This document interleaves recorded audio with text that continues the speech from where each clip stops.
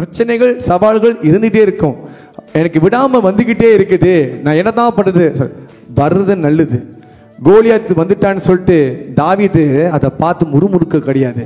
இதுதான் சான்ஸு, இந்த சான்ஸை விட்டால் வேறு எதுவும் கிடைக்காது. எத்தனையோ பேர் ஸ்டாப் பண்ணுறாங்க, கோலியாத்தில் போய் மோதாதன்ட்டு, உன்னால் முடியாதுன்னு. இல்லை இல்லை, இதுதான் எனக்கு தங்க முட்டை, இதை நான் விட மாட்டேன், இதை நான் முடிச்சாதான், இதை நான் கதையை முடிச்சாதான் நான் அரண்மனைக்குள்ளே போக முடியும்.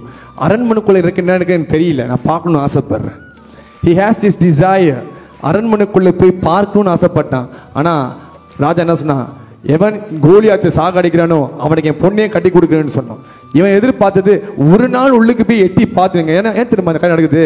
எப்போதுமே தாவீதோட அண்ணன் தம்பிலாம் அங்கே வீட்டுக்கு வந்துட்டு, உனக்கு தெரியுமா ராஜா எங்களை கூப்பிட்டு சிரிச்சாரு, எங்களை தோலை தட்டி கொடுத்தாரு, எங்களுக்கு ஒரு கப்பு கோலை வைன் கொடுத்தாரு, இப்படிலாம் சொல்லி சொல்லி அவனை விருப்பேற்றுவாங்க. நான் இன்னைக்கு ராஜா வீட்டுக்கு போயிட்டு இருந்தேன் தெரியுமா. அந்த நாட்டில் இருக்க ஏழைங்களுக்கு அவங்க வந்து ஒரு சோல்ஜராக இருக்காங்கன்னா, அரண்மனைக்கு ராஜாவோட பார்வையில் தயவு கிடைக்கிற பெரிய விஷயம். இந்த சோல்ஜர்ஸ் எல்லாத்துக்கும் இந்த 7 அண்ணன் தம்பிங்களும் அங்கே வேலை செய்கிறானுங்க, ராஜா கிட்ட கவர்மெண்ட் ஸ்டாஃபாக இருக்கிறாங்க.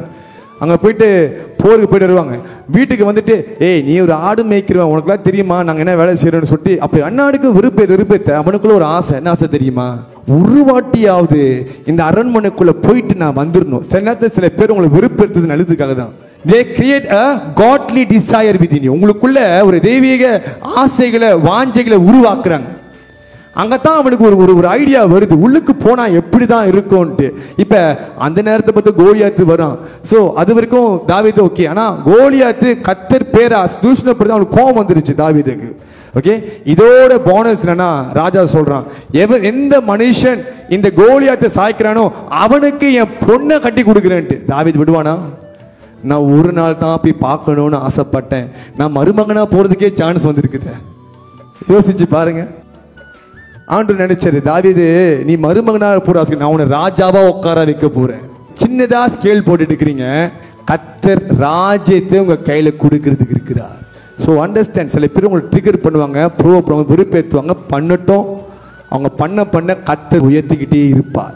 உங்களை வெறுப்பேற்றுறவங்க, உங்களுக்கு எரிச்சல் மூட்டுருவங்க, உங்களுக்கு புதுமையான வாசலை திறந்து வைக்கிறாங்க. அந்த வாசல் வேணுமா வேணாமா? அரண்மனை சுற்றி பார்க்கணும்னு ஆசைப்படுறீங்க, அரண்மனையில் போய் தங்குறதுக்கே ஆண்டு சான்ஸ் வச்சிருக்கிறாரு. அந்த அரண்மனைக்கு சொந்தக்காரனா ஆக்க முடிவு எடுத்திருக்கிறார். இது எங்க எப்படி வேணாலும் எடுத்துக்கலாம். But it is for you. Hallelujah.